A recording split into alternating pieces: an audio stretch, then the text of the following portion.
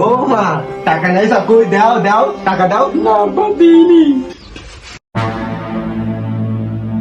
বাবা, করিম মোল্লার বাড়ি কোনডে? এই যে কাকা এড়ে এড়ে। ও এডে, চলো চলো তাড়াতাড়ি চলো।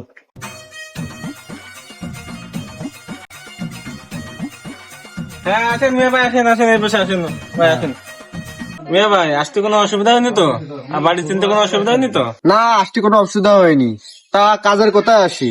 আপনার মেয়ে কই? নিয়ে আসেন দেখি। ছেলে তো এই যে। জি ভাই দেখাচ্ছি।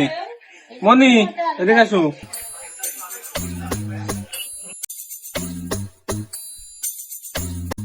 আসসালামু আলাইকুম। ওয়ালাইকুম আসসালাম। মেয়ে তো মাশাল্লাহ ভালো দেখতে শুনতি। আমার ছেলেরও মনে হচ্ছে পছন্দ হয়েছে।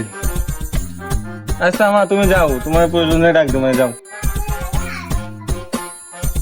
আচ্ছা, এখন তো ভাই কই আর লাভ নেই, বিয়াই কই। যেহেতু আমার ছেলের গালে হাসি ধরতেছে না, তাহলে তো মেয়ে আমাদের পছন্দ হয়ে গেছে। বিয়ে শাদী তাহলে আমাকে করে নিয়েই যেতে হবে।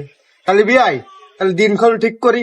সে তো ঠিক আছে বিয়াই, পছন্দ যখন করেই ফেলা আছে, আর তো কিছু বলার নেই। তা বিয়ের আগে দাবি দেবা কি আছে আপনাকে, সেটা একটু শুনে নিলে ভালো হতো। আমি ভাই এবার গরিব মানুষ, আমার আবার বেশি কিছু দেওয়ার সামর্থ্য নেই।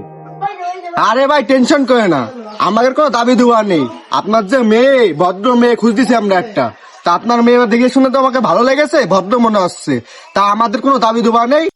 তাও বিয়াই সব আগের থেকে ক্লিয়ার করে নেওয়া ভালো। আমার অবস্থা তো সব দেখতেছেনি, ঘর বাড়ির অবস্থা এই। আমি তেমন কাজ কাম করতে পারি না, ওই মাঠের টুকটাক কাজ কাম করে নিজের সংসারটা চালাই। তাও আগের থেকে কথা সব ক্লিয়ার করে নেওয়া ভালো। পরে আবার যদি ঝামেলা হয়, আপনাকে কোনো দাবি দেওয়া থাকলে আগের থেকে বলতে পারেন। না বিয়াই, আমার কোনো দাবি দেওয়া নেই। আমরা তো যাই না শুনেই আইছি। তা তোর মনে কোনো দাবি দেওয়া আছে নাই? চাপা আছে নাই? আব্বা, আমার তো 2-5টা বন্ধু বান্ধব আছে, ওদের একটু দাওয়াত দিয়ে খাওয়াতে হবে না? নাই কিরাম হয়ে যায় না? আমার দাবিটা শুধু ওইটাই। ও, ওর 2-5টা বন্ধু বান্ধব আসবে, একটু দাওয়াত করে খাওয়াবেন। মানে বিয়ের সময় যা হয়, 2-4টা খাওয়াইলেন, ডাল ভাত দিয়ে খাইলাম। আর তো চাপা আমাদের নেই, তাই 2-5টা বন্ধু বান্ধব নিয়ে মানে 10জন লোক আসপানে। আচ্ছা বিয়াই সমস্যা নেই, আপনার 10 জন নিয়ে আসেন, আমার সমস্যা নেই। তাহলে আর বিয়ায় দিনখান ফেলায় কি করব? শুভ কাজটা বাবা আজকে ছাড়াই ফেলি নাকি? ছেলে সম্মত আছে। আমার সুদর্শনে বউটা কই রে? ও শালির ঘরের শালি, তুমি এখানে? শালা পারিস নে রান্না, খাই আছে আমার কান্না। আমার 5 লাখ টাকা লাগবে আর গাড়ি লাগবে। তুই আজকেই বাপের বাড়ির চা এনে দিবি, নাই তোর খবর আছে। মার মার, ওই শালির বিটা একটু বেশি করে মার। আমার হয়ে মার। মানুষটা একটু চাল ডাল শ্বশুর বাড়িতে নেশে, আর শালির বাড়ি শুধু ওরাই নেছি, ওর কিছু দিয়ে ক্ষমতা নেই। ও শালির বেটি মনে করলাম একটু ভালোভাবে রানবে, সে রানতেও পারে না। ও চেহারা থেকে কি সবকিছু হয়? শালির বিটা একটু আমার হয়ে মার। আপনারা আমাকে নিয়ে আসার সময় বললেন আর কিছু দিয়ে লাগবে না, এখন কাচ্ছেন এই দিয়ে লাগবে, ও দিয়ে লাগবে। শালের বেটি আমার বাপের মুখে মুখে তো। ভাড়া ভূতো নেই, কি করবো, কোনে যাবো? কোন দিল কিটা আবার? হ্যাঁ হ্যালো মা, বল। তোর কণ্ঠ এরকম শোনা যাচ্ছে কেন? কি বলিস? তোর মাইরেছে, আবার টাকাও যাচ্ছে। ওরা তো কইলো যে বিয়ের পরে কোনো কিছু দিয়া লাগবে না, কোনো কিছু লাগবে না আমাকে। তারপরে এখন তোর উপর নির্যাতন করতেছে।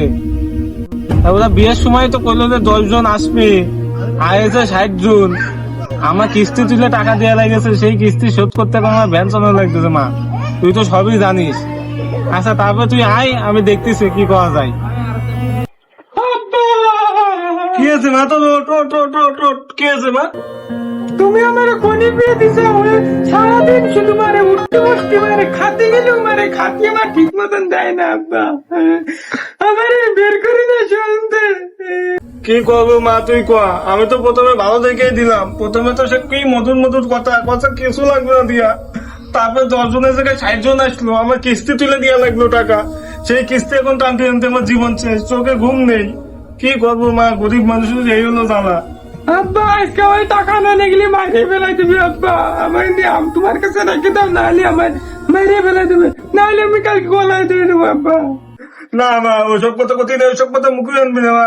তারপরে আমি দেখতেছি আমরা তো গরিব মানুষ, দেখি পাওয়া যায়। আচ্ছা তুই যা মা, যা, তুই যা করিস না, আমি দেখি টাকা পয়সার ব্যবস্থা করবো না। তুই যা, আমি দিন রাত খাইতে খাইতেও টাকার ব্যবস্থা করবো, তুই যা।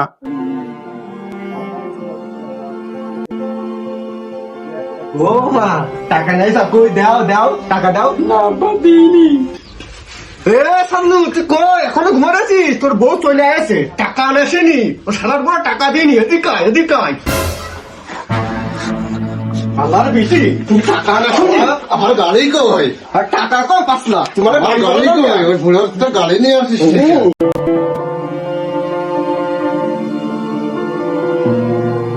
মানে 5 লাখ টাকা নিয়ে তারপরে বাইরে টাকা দিবি। আমি গেলাম বাইরের দিকে, মাথা মতো গরম।